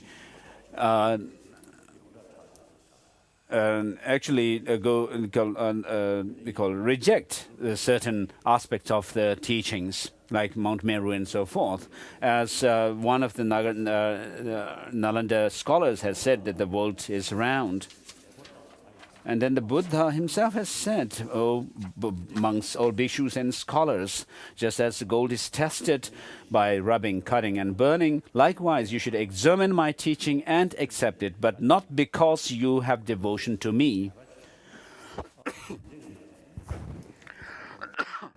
So the Buddha has said that you should not accept my teaching out because you have devotion to me, you have faith in me. In other words, do not have blind faith in me.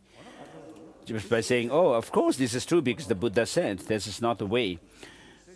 But what the Buddha has said is that we should examine his teaching, investigate it through logic and reasoning. Of course, it cannot be. These cannot be checked. The Buddha's words cannot be checked in science laboratories. But by using our mind, this intelligence, this reason, and when you find certain teachings are actually undermined by the reason and logic, then we should reject them and not take them literally. Whereas if they are supported by reason and logic, we actually should accept them as literal. So when I give some presents to some people of the Buddha statue, so of course for Buddhists, Buddha is our teacher. Whereas generally speaking, I say that the Buddha was a philosopher, an ancient Indian philosopher, and he was also a great thinker who actually reflect on with concern for the happiness of sentient beings. And then he uses lots of investigation, analysis, which also was done through logic. Of course, inferential cognition finally gets back to perception, and therefore, of course, while we use inferential reasoning, what we finally must come to is a direct experience. And therefore, I say that I also say that the Buddha, who appeared 2,600 years ago, can be called a scientist as well, an ancient scientist. And so who says that by experimenting, by analyzing my teaching, you should accept it, not out of blind faith. And therefore, by meeting scientists, why do we have this confidence? Why do we have this confidence, the pride to be able to have discussions with scientists? Is this. So in science, of course, the past and future lives and so forth are not proved to be non-existent. But what is the fact is that they have not so far seen the past and future life. So with regard to the size of the moon and the sun, there is huge difference. When we look at the sun and the moon with our naked eyes, of course, they may seem to have a difference of only a few, maybe very little difference. But that's not the case. If you look through telescopes, very powerful instruments, you can see the huge difference, and therefore, we have within the teaching of the Buddha, the perfection of wisdom teachings, the Maitreya has written his commentaries, which was followed by a Sangha and so forth, regarding the progressive path, the progression along the path, which is the implicit or the indirect teaching in these teachings. And then the explicit content of these teachings, the perfection of wisdom, are explicated by Master Nagarjuna and his disciples, Aryadeva and so forth, and Shantideva and Chandarakshita. And Chandarakshita was a major scholar of the 8th century India. So he founded the Savatantrika, Yogacara Savatantrika Madhyamaka, philosophical sub-school of Madhyamaka. Whereas Bhavaviveka founded the Sotantrika or Savatantrika Madhyamaka sub-school. Chandarakshita founded this sub-school, his sub-school of Madhyamaka, which accords in its presentation of external things with the Chittamatras or Yogacharas. And so he was invited by the Tibetan emperor at that time, Chesung Detsen, to Tibet, and then at his behest and advice, Samye Monastery was actually constructed. And then within the Samye Monastery, there were 4 different departments of translation, department of Tantra, department of monastic system. And so he was the pivotal in advising and giving instructions to the Tibetans at that time. So he was a top scholar, a crowning jewel of Nalanda institution at that time. And so at his instruction, the Tibetan king Tisong Detsen followed who invited him. The Tibetans have been following this Nalanda tradition. And so we have the Nyingma scholars who follow the Chandarakshita. And then, with regard to Tantra, it was given as a secret teaching, a hidden teaching to the king, the Tibetan emperor, Shizung Detsen, and very few disciples. The 8 Heruka teachings.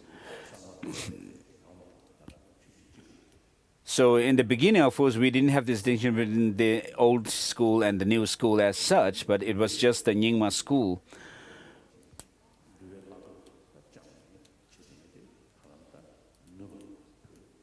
And then at some point, because of Langdharma, there was this decline in the monastic system. People who took on the monastic robes, and people had to flee the central part of Tibet. But later, during the time of the Lojin Rinchen Sangpo, and also with the coming of Adisha, Master Adisha in Tibet, these monastic ordination was revived. And then we have these 2 lineages, the lineage of the lower regions and upper regions of Tibet within the monastic ordination. So then, with the help of Master Adisha, we have the Kadam tradition started, and then with the help of Master Lotsawa Marba Lotsawa, we have who received teachings from Naropa and Metripa and so forth. We have the Kagyu tradition evolved in Tibet, and then with the help of Birwapa, who was known as Dharmapala in Nalanda institution. Through him, we had the Sakya tradition came up in Tibet. And then making the Kadam tradition as the foundation and adding on to it the practice and the study of Tantra. we have the Gelug system, Gelug tradition evolved in Tibet, and then there is the Chonang tradition, and so we have the lineages of the explanation and practice in Tibet. So all of these, of course, have their root in Master Padmasambhava, who gave the tantric teachings to the king. And so all the different Buddhist traditions of Tibet, as I usually say, have the pure lineage of the pure lineage of the Nalanda tradition. And then we have the study of epistemology and logic, such as the texts written by Dignaga and Dharmakirti. So there were several texts written by Dignaga and on logic and epistemology, and then Dharmakirti also had written commentaries to Dignaga's texts. The most extensive being Pramana Vartika, and then the middle length being Pramana Vinishchaya, and then the third one, the shorter one, being Pramana Bindu. And then there are other four shorter texts. And then in Tibet, Master in Tibet itself, Master Sakyapandita wrote Rikter, the treasury of logic. And then during the time of Chapa Chögyal Singye, Tibetans developed the method of debate. So perhaps the study of logic, called collected topics and so forth, were actually innovation of Chapa Chögyal Singye. So the Nalanda monks perhaps may not have stood up and debated, jumping up and down, but in Tibet, we somehow developed this method of debating where monks stood up and jumped up and down. So this perhaps this tradition was started by Chapa Chögyal Singye. So this logic, using logic and debate is very important. So we had a Mind and Life conference last year in the south of India, in Drepung. So there were a few scientists from America and a few from Europe. And so we had at one time before a Russian scientist as well in one of the Mind and Life conferences. So perhaps you may have also seen that you may have seen that Mind and Life conference. Mind and Life conference, which was held in South India 2 years ago. So, where? So you said those the other thing is shading. Chesa goes to send you to the Chera Dagol Chinche.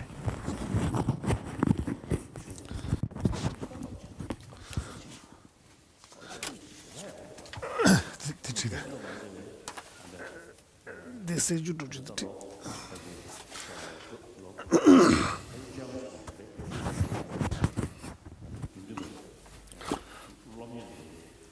So 10 years ago, we also, on volunteer basis, we introduced a study of science for monks. And the science teachers were mainly volunteers from America and also some other countries. And these teachers were later on telling me when I met them that these monks, they don't understand, they don't know English, they don't understand, haven't studied maths, but when they taught science to these monks, the monks have an unusual sort of powerful logic, powerful sort of grasp over the subject matter. So this happened mainly because of their training in logic through debating. And that's why the mind has become very sort of powerfully logical. So I also had similar experience during my meetings with scientists. When they explain science to me, they explain so well. But as I listen very carefully, I can see sometimes contradiction. So later on, during my turn to speak, I, with great respect, tell them, raise these contradictions to them, and they are saying, "Oh, you have point, and we need to think on these points." So this happened because when we are trained in logic, we are trained in such detail and such meticulous, fine logic. So that helps in other fields also.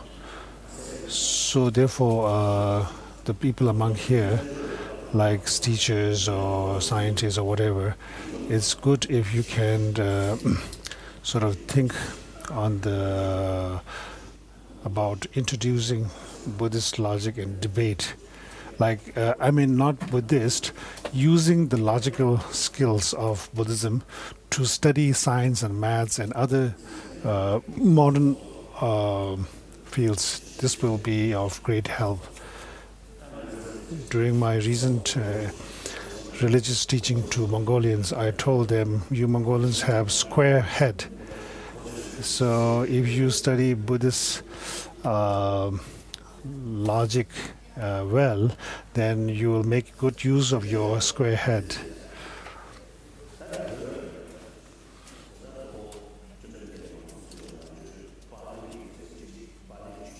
So Buddhism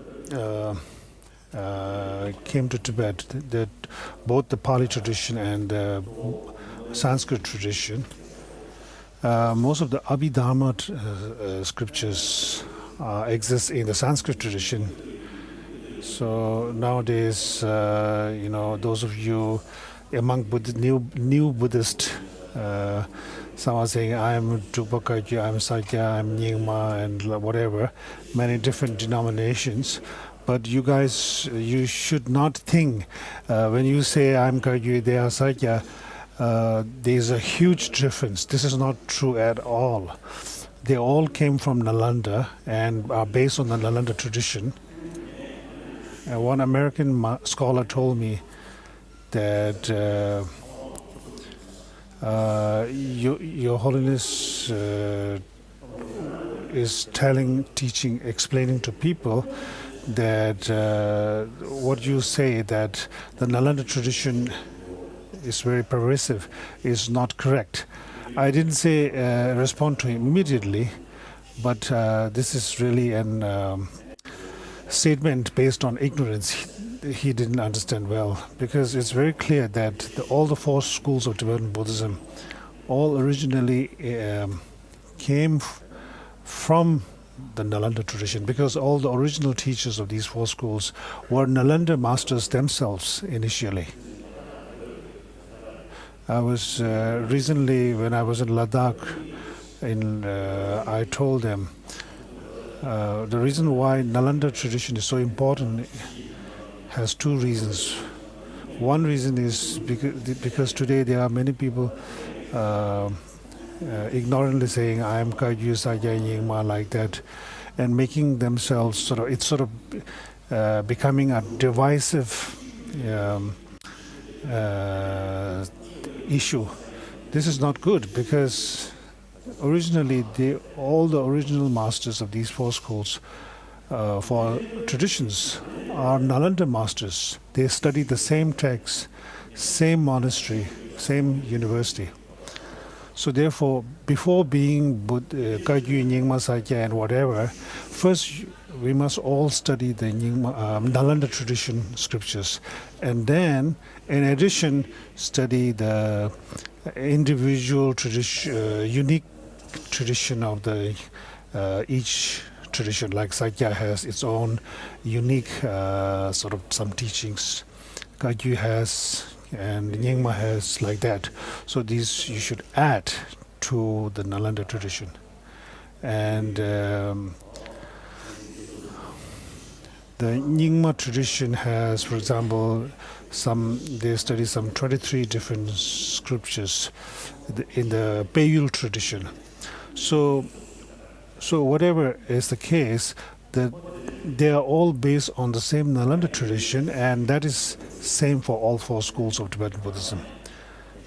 And then supplemented by each school's unique teachings. And as regards the Vinaya tradition, was introduced by Shantarakshita in Tibet. And the Vinaya tradition in four schools are same. And then during the Sakya master Drogten Chökyi Papa, Buddhism went to Mongolia. And then the third Dalai Lama, Sonam Gyaltso, also traveled to Mongolia, and Gelugpa tradition spread there. Before that, the Drogten Chökyi Papa of the Sakya tradition spread the Sakya tradition. So both Gelugpa tradition, and so the Gelugpa tradition has become an ancestral teaching tradition of the Mongolian people.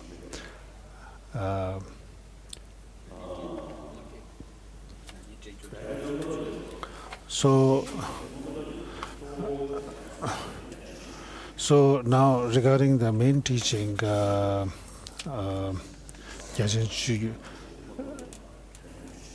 so the secret Prajnaparamita tradition and the explicit Prajnaparamita tradition and emptiness, and the secret the path, Prajnaparamita path lineage. So now this Shantideva's text, and then there's the practice lineage, the expansive practice lineage, this which includes the Bodhisattva Charya.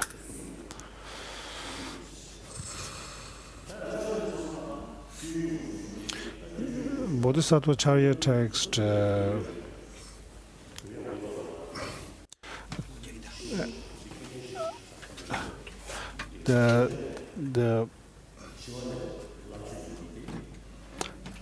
Shantideva has composed two texts, the Bodhisattva Charya and the Labdyu, the compendium of rules.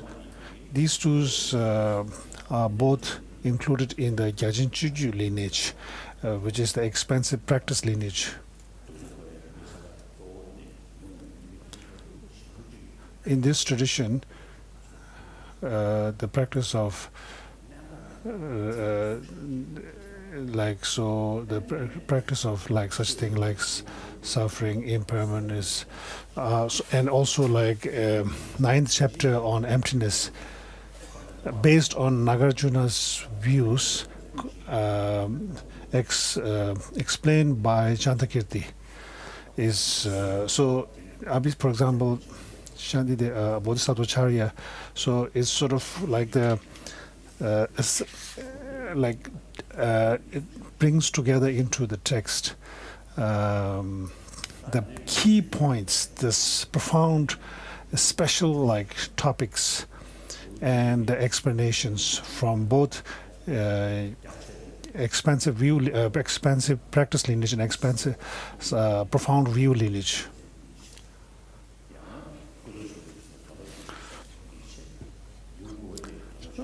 So ninth chapter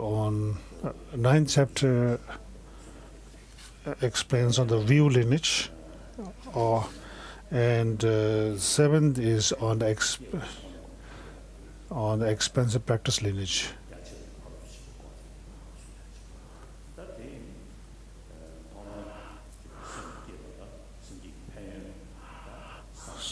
So the first chapter is on the benefit of practicing bodhicitta. so that the practitioners will feel inspired. Then how to engage is in the third lineage. And then the second chapter is on purification and confession. And after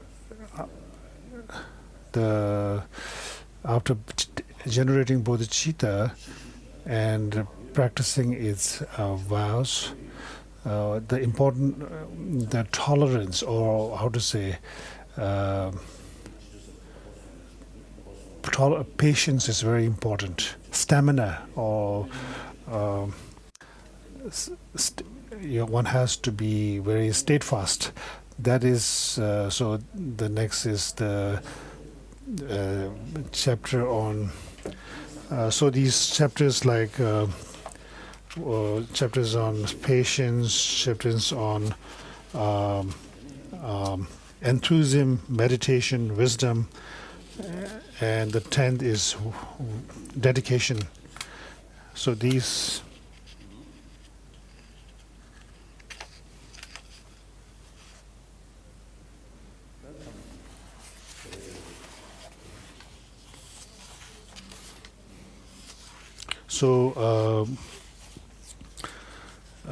His Holiness is going to start from the patience, chapter 6, which is patience. Oh, patience 6, right?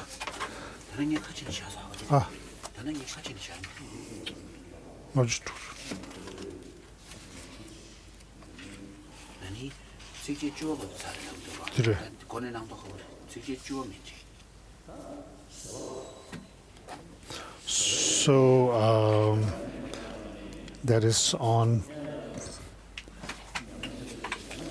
So regarding the practice of patience, first one has to know the benefits and the drawbacks of patience, not patience.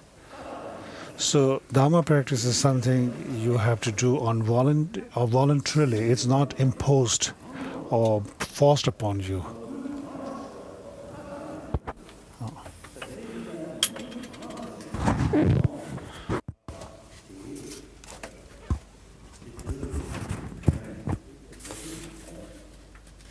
So one has to think about, realize the benefits of practicing patience and the drawbacks or the disadvantages of not practicing patience. Then one will automatically feel inspired to do that, engage in its practice. Patience and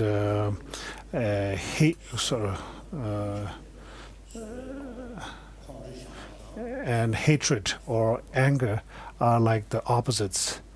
So if you practice patience, there are many benefits. If you don't practice and let yourself be in a state of anger, emotional, and then you are the loser. So if you are angry, immediately it affects your mind and you become sort of disturbed, and gradually it affects your physical health also. On the other hand, if your mind is in a state of calm, in the temporary, and then in the long run, the body also benefits from a calm mind. Now, even scientists are saying that those people who are temperamental and always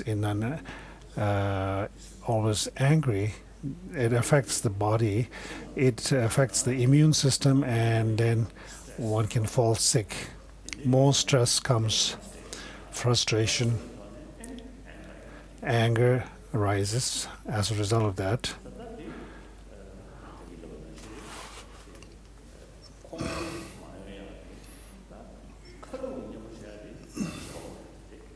So, how to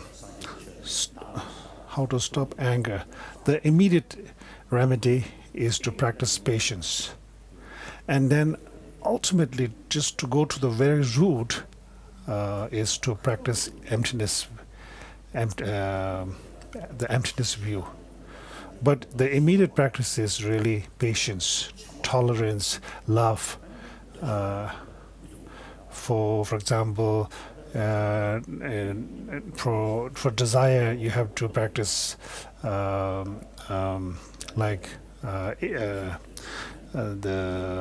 disadvantages of sort of the ugliness, the bad, the negative sides of desire, like that. For permanence, you have to meditate on impermanence. But these are the temporary measures. But ultimately, these arise due to ignorance. So ignorance can be overcome only through meditating on emptiness and through a supreme, insightful realization of the meaning of emptiness. So, first session, we will stop here, and let's have vodka and lunch now. This one. Eddie.